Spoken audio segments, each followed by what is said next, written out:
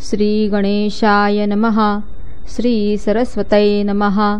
श्री गुरुभ्यो नमः। श्री कुलदेवतायै नमः। श्री सीतारामचंद्राभ्यां नमः। श्री सद्गुरु साईनाथाय नमः। धन्य धन्य शिर्डीस्थान, धन्य द्वारकामाई भुवन, जेथे पुण्यवान व पवित्र श्री साई निर्वाणापर्यंत वावरले। धन्य धन्य शिर्डीचे लोक, ज्यांच्यासाठी बाबांनी इतक्या लांबून कसल्याही निमित्ताने येऊन ऋणी करून ठेवले। शिर्डी गाव आधी लहान, परंतु साईबाबांच्या सहवासाने नंतर महान झाला। त्यांच्याचमुळे त्याला तीर्थाचे स्वरूप प्राप्त झाले। त्या शिर्डीच्या बाया देखील धन्य व त्यांची अनन्य श्रद्धाही धन्य। आंघोळ करताना, दळताना आणि धान्य काढताना देखील त्या असामान्य अशा साईबाबांची गीते गात असत। धन्य धन्य त्यांचे प्रेम, त्यांची गीते अतिउत्तम असत आणि त्यातील काही उत्कृष्ट गीते ऐकल्यावर मनाला शांती लाभत असे।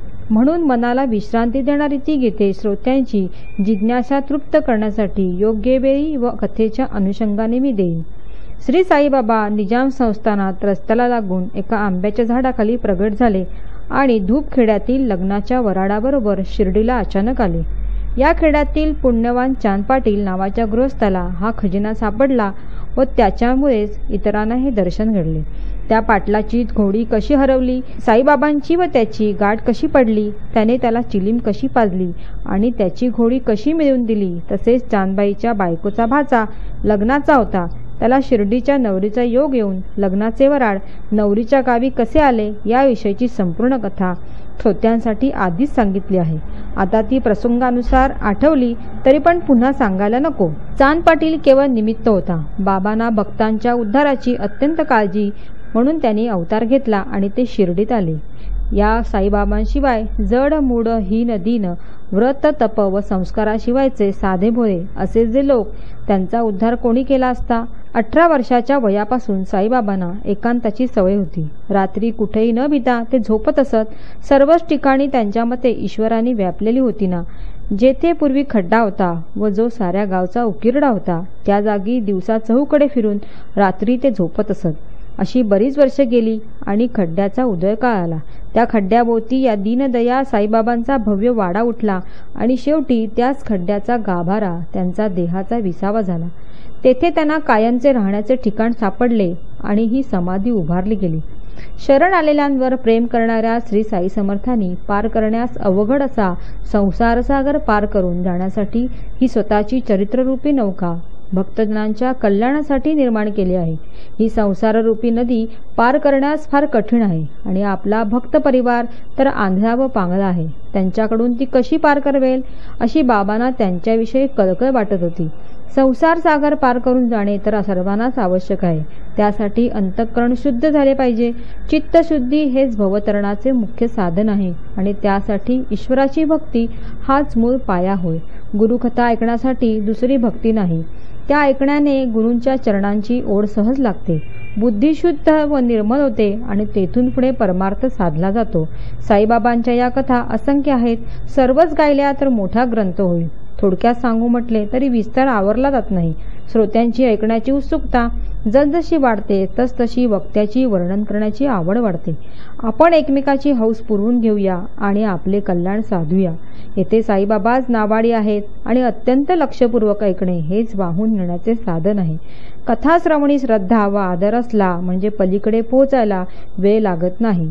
मागील अध्यायात हंडीचे संक्षिप्तपणे वर्णन झाले आणि एका भक्ताची दत्त भक्ती पक्की करणे आणि भक्तांना नैवेद्य खाऊ घालणे, संतुष्ट करणे याचेही निरूपण झाले। प्रत्येक अध्याय संपवताना पुढील अध्यायाच्या विषयाची सूचना द्यायची पद्धत आतापर्यंत होत गेली हे सर्वांना ठाऊक आहे, परंतु मागचा अध्याय संपताना पुढच्या कथेची आठवण नव्हती। साईबाबा जो विषय आठवून देतील त्याचेच वर्णन केले जाईल असे मी स्पष्ट म्हटले होते। त्याप्रमाणे साईबाबांच्या कृपेने आता जे आठवले ते श्रोत्यांसाठी या ठिकाणी मी सादर करीत आहे।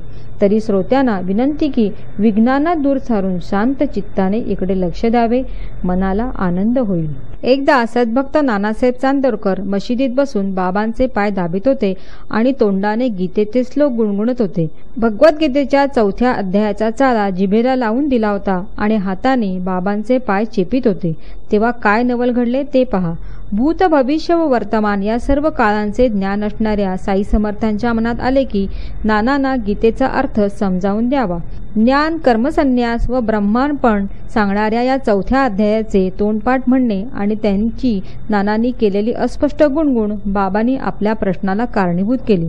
सर्व कर्म अखिलम पार्थ ज्ञानी परिसमाप्यते. म्हणजे हे अर्जुना, सर्व कर्माचा शेवट ज्ञानात होत असतो. हा 33वा श्लोक संपल्यावर तद्विधी प्रणिपातेन हा 34वा श्लोक चालला. हा जो 34वा श्लोक तेथेच नानांच्या पठणाला विश्रांती मिळाली. तेव्हाच बाबांच्या मनात प्रश्न विचारावेसे आणि आपला उपदेश करावेसे वाटले. बाबा म्हणाले, नाना, काय रे गुणगुणतोस? जे हळू म्हणतोस ते स्पष्ट म्हण ना. जे तोंडातल्या तोंडात पुटपुटतोस ते मला ऐकू दे की. बाबांनी म्हटल्यावर ती आज्ञा प्रमाण मानून नानांनी तो श्लोक 4ही चरणासह म्हटला. बाबांनी मग त्याचा अर्थ स्पष्ट करून सांगण्यास सांगितले.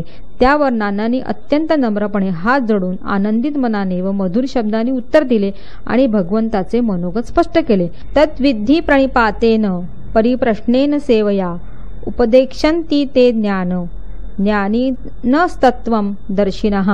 हा तो गीतेचा मूळ श्लोक. टीकाकार पुष्कळ झाले आणि त्यांच्या भाष्याप्रमाणे या श्लोकाचा अर्थ पाहिला तर सर्वांचे एकच मत पडले. नाना देखील मोठे बहुश्रुत होते आणि त्यांनी गीतेवरच्या भाष्यांचा दीर्घ अभ्यास केलेला होता. ते श्लोकाचा प्रत्येक शब्दागणित अर्थ सांगू लागले. विनयपूर्वक, नम्रपणे, रसपूर्वक, मधुर शब्दांनी श्लोकाचा प्रत्येक शब्दागणित अर्थ सांगू लागले. ते म्हणाले, गुरुचरणी जो दंडवत घालून नमस्कार करतो, गुरुसेवेकरता जो आपला जीवही विकायला तयार होतो व गुरुला जो आदरपूर्वक प्रश्न करतो, त्याला ज्ञानीजन ज्ञानाचा अर्थासह उपदेश करतात. सारांश कृपामूर्ती श्रीकृष्ण प्रेमाने अर्जुनाला जे म्हणाले ते हेच. अर्जुना, गुरुसेवा व गुरुवंदन हे ज्ञान प्राप्त करून देणारे आहे. तू या मार्गाने गेलास तर तत्व जाणणारे ज्ञानीजन तुला ज्ञानाचा रस्ता दाखवतील. बाबा, हाच अर्थ मी जाणतो. शंकराचार्य, आनंदगिरी, शंकरानंद, श्रीधर, मधुसूदन व नीलकंठ या सर्वांनी आपल्या भाष्यात भगवंताच्या उपदेशाची हीच रीत सांगितली आहे. पहिल्या 2 चरणांचा अर्थ साई समर्थांनी मान्य केला, परंतु दुसऱ्या अर्थ्या श्लोकाचा म्हणजे बाकी राहिलेल्या 2 चरणाचा चर्चेसाठी बाबा काय म्हणाले ते ऐका. त्यावेळी चक्ररूपी इतर भक्तगणही साईमुखरूपी चंद्राकडे लक्ष लावून अमृत कणांचे सेवन करायला वासून बसले होते. बाबा म्हणाले, नाना, श्लोकाचा 3रा चरण पुन्हा पूर्णपणे लक्षात घे. ज्ञान शब्दामागे अवग्रह लाव आणि मग त्या चरणाचा अर्थ कर. मी काय असे उलटे म्हणतो, अर्थाचा अनर्थ करतो, पूर्वीच्या भाष्यांचा अर्थ खोटा की काय असे उगाच म्हणू नकोस. ज्ञानी व तत्व जाणणारे ज्ञानाचा उपदेश करतील असे जेथे म्हणतोस तेथे अज्ञानाचा उपदेश करतील असे शब्द घाल, म्हणजे खरा अर्थ तुला कळेल. ज्ञान हा बोलण्याचा विषय नाही तर त्याचा उपदेश कसा करता येईल, म्हणून ज्ञान शब्दाच्या विरोधी शब्द घे आणि मग त्याचा अनुभव पहा. तुझ्या ज्ञान या शब्दाचा अर्थ ऐकला, त्या जागी अज्ञान या शब्दाचा अर्थ घेतला तर काय बिघडले? अज्ञान हा वाणीचा विषय होऊ शकतो, पण स्वतः ज्ञान शब्दाच्या पलीकडचे आहे. ज्याप्रमाणे वार गर्भाला वेटोळे घालून असते आणि मळ आरशाला किंवा राख अग्नीला झाकून असते, त्याप्रमाणे अज्ञान ज्ञानाला झाकून असते. ज्ञान अज्ञानाने घेरलेले असते असे श्रीकृष्णाने गीतेत म्हटले आहे. म्हणून अज्ञान बाजूला सारले गेले की ज्ञान स्वभावताच प्रकाशित होते. ज्ञान हे स्वयंप्रकाशित परंतु शेवाळ्याने आच्छादलेल्या शुद्ध पाण्यासारखे आहे. हे शेवाळे जो शहाणा माणूस बाजूला सारेल त्यालाच ते शुद्ध पाणी लाभेल. जसे चंद्र सूर्याच्या ग्रहणाच्या वेळी चंद्र व सूर्य तर सर्वदा प्रकाशमानच असतात, परंतु राहू व केतू आड येऊन आमची दृष्टी रोखतात. चंद्र व सूर्य यांना काहीच धक्का बसत नसतो, तर आमच्याच दृष्टीला आडकाठी होत असते. तसेच ज्ञान हे स्वस्थानी स्वयंसिद्ध व सुरक्षित असते. डोळे जे पाहतात त्याची पाहण्याची शक्ती ते ज्ञान व त्यावरचे पडळ हे अज्ञान, जे अवश्य दूर केले पाहिजे. ते पडळ अथवा सारा हाताच्या कौशल्याने दूर सारा आणि अज्ञानरूपी अंधकार घालवून पाहण्याची शक्ती प्रगट करा. दृष्टीत दिसणारे हे सर्व म्हणजे वर्णन करता न येणाऱ्या मायेचा देखावा आहे. हीच ती अनादि व अव्यक्त अविद्या होय आणि अज्ञानाचे प्रकाशित होणे ते हेच. ज्ञान ही वस्तू जाणण्याची आहे, ती उपदेशाचा विषय होऊ शकत नाही. प्रणिपात, परिप्रश्न व सेवा ही गुरुची कृपा मिळवण्याची साधने आहेत. हे विश्व खरे मानणे हाच मोठा गैरसमज आहे आणि हेच ज्ञानावरचे अंधारारूपी आच्छादन प्रथम दूर झाले पाहिजे, म्हणजे श्रेष्ठ ज्ञानरूपी अद्भुत वस्तू प्रगट होईल. अज्ञानच संसारातील दुःखाचे मूळ आहे. गुरुकृपेचे काजळ डोळ्यात पडले की मायेचे आवरण उडून जाते आणि स्वाभाविक ज्ञान शिल्लक उरते. ज्ञान हे संपादन करायचे नसते, ते तर घेण्याजोगे स्वतः आधीच तयार असते. अज्ञानाचाच ज्ञानाला अडथळा असतो, हे वेदांत शास्त्रात प्रसिद्ध आहे. देव व भक्त यांना वेगळे मानणे हेच विलक्षण अज्ञान होय. त्याचे निरसन होताच पूर्ण ज्ञान शिल्लक राहते. दोराच्या ठिकाणी साप भासणे हेच ते दोराच्या शुद्ध स्वरूपाचे अज्ञान होय. खऱ्या स्वरूपाच्या उपदेशाने अज्ञान दूर होतो आणि दोराचे ज्ञान उरते. सोने आत असते आणि गंज वर असतो. गंजाच्या खाली सोन्याचा लखलखाट असतो, परंतु तो प्रगट व्हायला अग्नीचीच आवश्यकता असते. देहाच्या जन्माचे कारण माया असते आणि देहाची हालचाल व वर्तन नशिबावर अवलंबून असते. सर्व द्वंद्व देखील नशिबावर अवलंबून असतात. आपल्या शरीराबद्दल आसक्ती असणे हेच अज्ञान होय. म्हणून ज्यांना देहाभिमान नसतो त्यांना सुख दुःखाचे भान नसते. मी शरीर आहे याची आठवण बुजली की अज्ञानाचा नाश होतो. आपल्या खऱ्या स्वरूपाचे ज्ञान नसल्यामुळे मायेचा जन्म होतो आणि गुरुकृपेने मायेचे निरसन झाले की आपल्या खऱ्या स्वरूपाचे ज्ञान स्वाभाविकपणे होते. एका भगवत भक्तीशिवाय इतर साधनांचा क्षीण कशाला? ब्रह्मा देखील मायेच्या अधीन असतो आणि त्याची देखील भक्तीमुळेच मायेपासून सुटका होत नसते. ब्रह्मलोकाची प्राप्ती झाली तरी भक्तीशिवाय मुक्ती नसते. तेथेही ईश्वर भक्ती चुकली तर माणूस पूर्वजन्माच्या चक्रात पडतो. म्हणून मायेचे निरसन व्हायला ईश्वराचे भजन हाच एक उपाय आहे. ईश्वराच्या भक्ताला पतन नसते आणि संसाराचे पुन्हा बंधनही नसते. लोक म्हणतात माया लटकी आहे, महान चेटकीण आहे आणि ज्ञानी लोकांना क्षणोक्षणी फसविते, परंतु तिला भक्त चुटकीच्या तालावर सहज नाचवितात. जेथे मोठे विद्वान फसतात तेथे अशिक्षित भाविकजन टिकतात, कारण ते सदा हरिचरणी शरण केलेले असतात आणि विद्वानांना आपल्या ज्ञानाचा मोठा ताठा असतो. म्हणून माया पार करून जाण्याला सद्गुरूचे पाय धरावे आणि त्यांना अनन्यपणे शरण जावे, म्हणजे या संसाराची भीती तात्काळ नाहीशी होईल. अवश्य येणारे मरण येवो, परंतु हरीचे विस्मरण न घडो. आपल्या इंद्रियांनी आपल्या आश्रमाप्रमाणे व आपल्या वर्णाप्रमाणे आपले आचरण करीत असावे आणि मनाने ईश्वराच्या चरणाचे ध्यान करीत असावे. रथ जसा घोड्यांना जुंपलेला असतो तसे शरीर इंद्रियांना जुंपलेले असते. त्या इंद्रियांना मनाच्या लगामाने बुद्धी आपल्या हाताने दाबात ठेवते. संकल्प विकल्पांनी भरलेले व स्वतःच्या इच्छेप्रमाणे भटकणारे मन मनसोक्त धावू पाहते, परंतु बुद्धी त्याला आपल्या निश्चयाने थांबविते आणि त्या लगामरूपी मनाला आवरून आपली सत्ता प्रस्थापित करते. बुद्धीसारखा कुशल नेता रथाची सारथी असताना रथस्वामीला कसली चिंता? त्याने स्वस्थ चित्ताने व्यवहार करावा. देहाची सर्व कार्य करून घेणे हे बुद्धीचे आपले काम असते. अशी मनाला सवय लावली म्हणजे सर्व व्यवहार हितकारक होत असतात.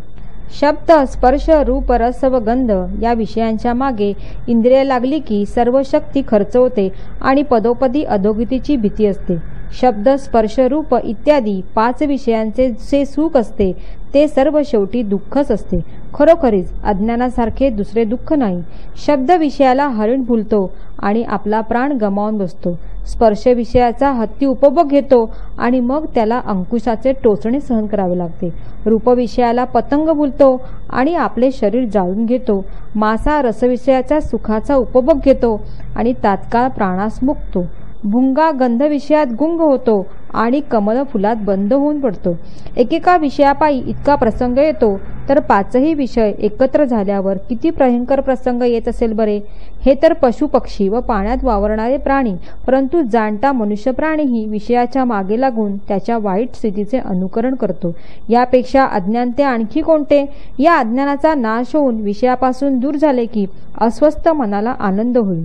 जीव स्वस्वरूपाचे ज्ञान प्राप्त करण्याकडे वळेल आणि शाश्वत श्रेष्ठ सुखाचा लाभ होईल. अंतःकरणात हरीचे व गुरुचे चिंतन करा. कानाने त्यांचे चरित्र ऐका, मनाने त्यांचे सतत ध्यान करा आणि जिभेने त्यांचे नामस्मरण करा. पायाने हरीच्या व गुरुच्या गावी जा. नाकाने त्यांच्यात निर्माल्याचा वास घ्या. हाताने त्यांच्या पायांना नमस्कार करा आणि डोळ्यांनी त्यांचे दर्शन घ्या. अशा या सर्व इंद्रियाच्या वृत्ती हरीच्या व गुरुच्या कारणी प्रेमाने लावणाऱ्या भक्तांची स्थिती धन्य हो. याहून दुसरी भगवंताची भक्ती ती कोणती? सारांश, अज्ञान मुळासकट उपटून काढा आणि उरेल ते स्वयंसिद्ध ज्ञान असेल असे समजा, असा हा श्लोकाचा गर्भितार्थ श्रीकृष्णाने अर्जुनाला सुचविला. आधीच नानासाहेब विनयशील, त्यात बाबांनी केलेले हे गोड निरूपण हे ऐकताच त्यांनी बाबांना लोटांगण घातले आणि दोन्ही हातांनी त्यांच्या पायांना नमस्कार करून अत्यंत श्रद्धेने प्रार्थना करते झाले. बाबा, माझे अज्ञान घालवा, मला योग्य शिक्षण देऊन माझा हट्टी अभिमान नष्ट करा. वरवर सात्विकतेची हौस, परंतु मनात सदा संशय दाटलेला आणि एक क्षणभरही अपमान सहन होत नसेल तर अज्ञान दुसरे ते कोणते? पोटात मान सन्मानाची, कीर्तीची तीव्र इच्छा, वर ध्यानाचे सोंग आणि आता तर काम व क्रोध धुमसत असायचा. मग अज्ञान आणखी ते कोणते? याहून सर्व दुष्ट कर्म करणारा, आचाराचा ठिकाणा नाही आणि विवेक विचारांचे तर दिवाळीच वाजलेले, पण बाहेर ब्रह्मनिष्ठ म्हणून बिरवायचे. याहून अज्ञान ते दुसरे कोणते? बाबा, आपण कृपेचे मेघ आहात. कृपारूपी पाण्याचा वर्षाव करून माझा अज्ञानरूपी अग्नी शांत करा. इतक्यानेच मी धन्य होईल. मला ज्ञानाच्या नुसत्या गोष्टी नकोत. माझ्या अज्ञानाची पराकाष्ठा दूर करा. माझ्यावर कृपादृष्टी ठेवा. हेच माझे सुख समाधान असेल. श्री साईबाबा प्रेमाचे व करुणेचे सागर आहेत. त्यांनी नानांचे निमित्त पुढे करून तुम्हा आम्हा सर्वांसाठी गीतेच्या अर्थाचे प्रवचन केले. गीता हे भगवंताचे वचन आहे, म्हणून ते प्रत्यक्ष शास्त्र आहे. भूत, वर्तमान व भविष्य या तिन्ही काळात ते ग्राह्य आहे. त्याचा अपमान कधीही होता कामा नये. अत्यंत विषयासक्त किंवा खरोखरचा जीवनमुक्त या दोघांनाही शास्त्राच्या अर्थाची गरज नसते. शास्त्राची उत्पत्ती तर फक्त मुमुक्षींसाठीच असते. विषयामध्ये मी पक्का गुंतलेलो आहे, माझी सोडवणूक कधी होईल असे सारखे म्हणणाऱ्या मुमुक्षूला वाचवण्यासाठी ही शास्त्रे असतात. आपल्या अशा भक्तांना पाहून जेव्हा संतांना अत्यंत कळवळा उत्पन्न होतो तेव्हा ते काहीतरी निमित्त काढून सहज उपदेश करीत असतात. आता साईबाबांची वागण्याची आणखी एक पद्धत सांगतो. एखाद्या कार्याची उभारणी ते नकळत कशी दाखवत असत. लहान असो किंवा मोठा असो, खरे कारण कधीही समजत नसे, परंतु कार्य मात्र कुठेही गवगवा न होता हळूहळू उठत असे. एखादे काम सहजपणे निघावे आणि त्याची सुरुवात करावी, परंतु याच्या मूळ हेतूचा नामनिर्देश नाही आणि उलट वरवर चुकीची समजूत करून द्यावी. बोलेल तो करील काय आणि गरजेल तो बरसेल काय या रूढ म्हणीचा जणू काय साईबाबा प्रत्यक्ष अनुभवच देत होते. बाबांसारखे अवतारी पुरुष परोपकारासाठी या जगात अवतार घेतात आणि ठरलेल्या कार्याची समाप्ती झाली की शेवटी अव्यक्तात समरस होऊन जातात. परंतु आमच्या बाबतीत आम्हाला आमचे मूळ कारण ठाऊक नसते. आम्ही कोठून आलो, कोठे जायचे, कशा करता उत्पन्न झालो, आमच्या जन्माचा हेतू काय हे काहीच ठाऊक नसते. बरे, मनाला आवडेल तसे वागून आयुष्य घालवले. पुढे मृत्यूची वेळ आली आणि सर्व इंद्रिये विकल झाली, तरी सुविचार सुचत नाही. पत्नी, पुत्र, बंधू, आई, इष्टमित्र व नातेवाईक या सर्वांना डोळ्यादेखल मरताना पाहूनही सुविचार मनात येत नाही. संत लोक मात्र तसे नसतात. ते अत्यंत सावध असतात. त्यांना त्यांच्या अंतकाळचे पूर्ण ज्ञान असते आणि स्वतःच्या मरणाची वेळ व जागाही ठाऊक असते. शरीर असेपर्यंत ते शरीर ते भक्तांसाठी अतिशय प्रेमाने झिजवतात आणि शरीर पडल्यावर शरीर त्यागाची ती जागा आपल्या भक्तांच्या कल्याणासाठी लावतात. कोणी संत शरीर ठेवायच्या आधीच आपल्या शरीराला त्या जागी विश्रांती मिळावी म्हणून आपली समाधी बांधून घेतात. बाबांनी पहा तसेच केले. समाधी मंदिर बांधून घेतले, परंतु आधी कुणाला ते कळले नाही. खरेच त्यांची करणी आश्चर्यकारक होती. आपले स्मारक बाबांनी बापूसाहेब बुट्टी नावाच्या नागपूरच्या मोठ्या श्रीमंत गृहस्थाच्या हाताने उभारले.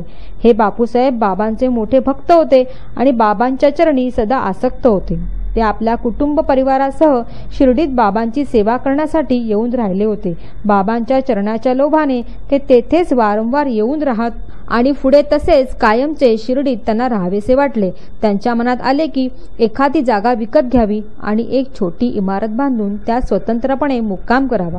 येथेच हे मूळ बीज पेरले गेले. त्याचाच हा भक्तांसाठी बाबांच्या प्रेमाचे प्रत्यक्ष स्मारक असा समाधी मंदिर रूपी वृक्ष झाला. हा कसा कसा उभारला गेला, कोणत्या तऱ्हेने त्याची सुरुवात झाली आणि तो कसा आकारला आला याचा सर्व वृत्तांत आता ऐका.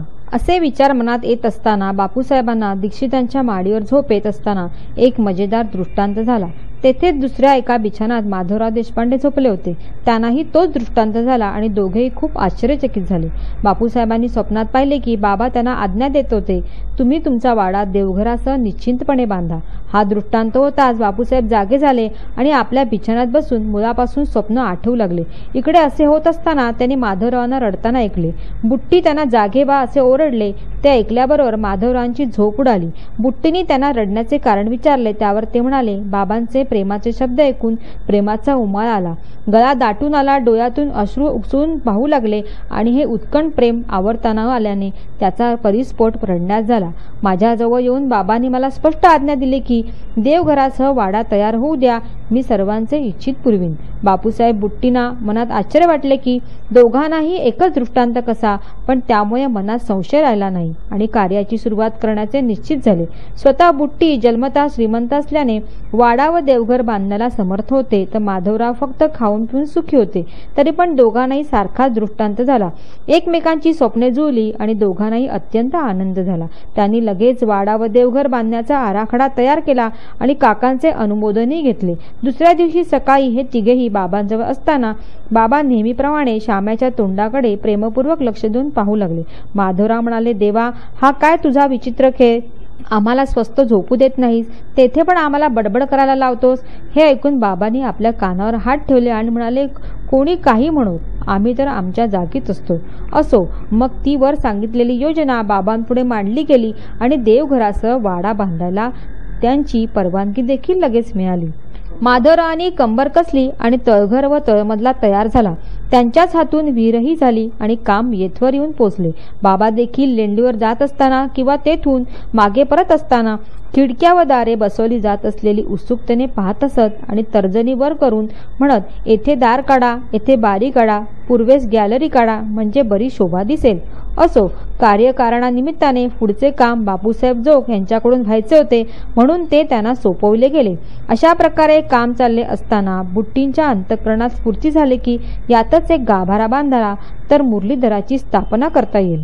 कल्पनेचा उदय तर झाला, परंतु बाबांची इच्छा काय आहे याचा तपास केल्याशिवाय आणि त्यांची आज्ञा झाल्याशिवाय बुट्टी कोणत्याही कार्याचा आरंभ करीत नसत. हा तर त्यांचा नित्य नियम होता. बाबांची आज्ञा हीच महत्वाची गोष्ट होती आणि त्याशिवाय सुरुवात होणारे असे त्यांचे एकही काम नसायचे. मध्ये दालन कशाला हवे, त्याची काय जरुरी आहे? दोन्हीकडच्या भिंती पाडून मुरलीधराची स्थापना का करू नये? अशा प्रकारे दालनाचे देवालय व्हावे असा बुट्टींच्या मनात विचार आला. परंतु बाबांचा अभिप्राय विचारावा आणि असलाच तर निश्चितपणे करावे, म्हणून ते माधवरावांना म्हणाले, आपण बाबांचा विचार घेऊया आणि देवाला आवडेल त्याप्रमाणे पुढील कार्यक्रम आखूया. बाबा फेरीवर असताना त्यांची स्वारी वाड्याजवळ दाराशी आल्यावर श्यामराव त्यांना विचारतात, देवा, बापूसाहेब म्हणतात दिवाणखान्याच्या दोन्ही भिंती पाडून तेथे प्रेमपूर्वक मुरलीधर श्रीकृष्णाची मूर्ती स्थापावी का? मध्यभागी चौक साधून तेथे सिंहासन करावे, म्हणजे त्यावर बसलेले मुरलीधर शोभून दिसतील. बापूसाहेबांची अशी योजना आहे, परंतु आपली अनुमती पाहिजे. अशा प्रकारे देऊळ व वाडा दोन्ही हातोहात होतील. श्यामरावांचे हे म्हणणे ऐकून बाबा आनंदाने बरे म्हणाले आणि वाड्याकडे दृष्टी लावून कानांना सुखवणाऱ्या गोष्टी बोलू लागले. वाडा पुरा झाल्यावर आपणच तेथे राहायला जाऊ, तेथेच आपण बोलू चालू, तेथेच आपण सर्व खेळू, एकमेकांना कवटाळू आणि आनंदाची समृद्धी बघू. असो. माधवरावांनी त्यासाठी बाबांना आणखी विचारले, हीच जर पक्की आज्ञा असेल तर पायाचा मुहूर्त करूया की? बरी आहे ना देवा ही वेळ? फोडायला नारळ आणू का? त्यावर बाबांनी फोड फोड असे म्हणतात त्यांनी तात्काळ नारळ आणून फोडला. मग पुढे गाभारा झाला आणि मूर्ती देखील एका कारागिराला करायला सोपवली. परंतु पुढे अशी वेळ झाली की बाबांना भयंकर दुखणे आले आणि त्यांचा अंतकाळ जवळ आला. भक्तांच्या हृदयात तळमळ लागली आणि बापूसाहेबांच्या अस्वस्थ मनाला यापुढे वाड्याची काय स्थिती होईल हे निश्चित कळेना, म्हणून फार दुःख झाले. यानंतर बाबांचे पाय या मंदिराला लागतील का? लाखो रुपये खर्च झाले आणि हे विघ्न उभे राहिले. बाबांनी देह ठेवल्यावर मुरलीधर कशाला, घर कशाला आणि वाडा किंवा मंदिर कशाला, असे अशुभ विचार बुट्टींच्या हृदयात येऊ लागले. पुढे दैवयोगाने साईबाबांच्या अंतकाळच्या आज्ञेने व वाड्याच्या महान भाग्याने सर्वांच्याच मनासारखे झाले. मला वाड्यात ठेवून द्या हे बाबांचे अंतकाळचे वचन बाबांच्या मुखातून निघताच सर्वांचे मन निश्चिंत झाले.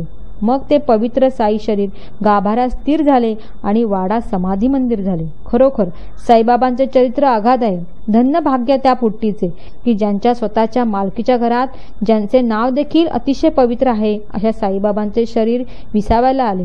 असो. अशी ही पवित्र कथा ऐकून श्रोते सुखसंपन्न होत हेमाडपंत साईनाथांना शरण जातात आणि क्षणभर देखील त्यांचे चरण सोडत नाही.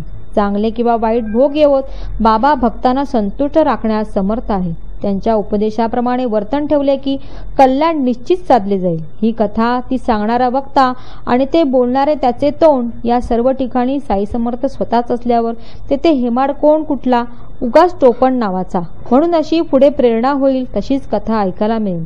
त्यावेळी जी जी निर्मिती होईल त्याची काळजी आज कशाला. सर्वांचे कल्याण असो अशा प्रकारे संत व सज्जन यांनी प्रेरणा केलेल्या भक्त हेमाडपंत यांनी रचलेल्या श्री साई समर्थ यांच्या सत्यचरित्राचा गीता विशिष्ट श्लोक अर्थनिवेदन तथा समाधी मंदिर निर्माण नावाचा 39वा अध्याय समाप्त झाला. श्री सद्गुरू साईनाथांना अर्पण असो. सर्वत्र मंगल असो. हा अध्याय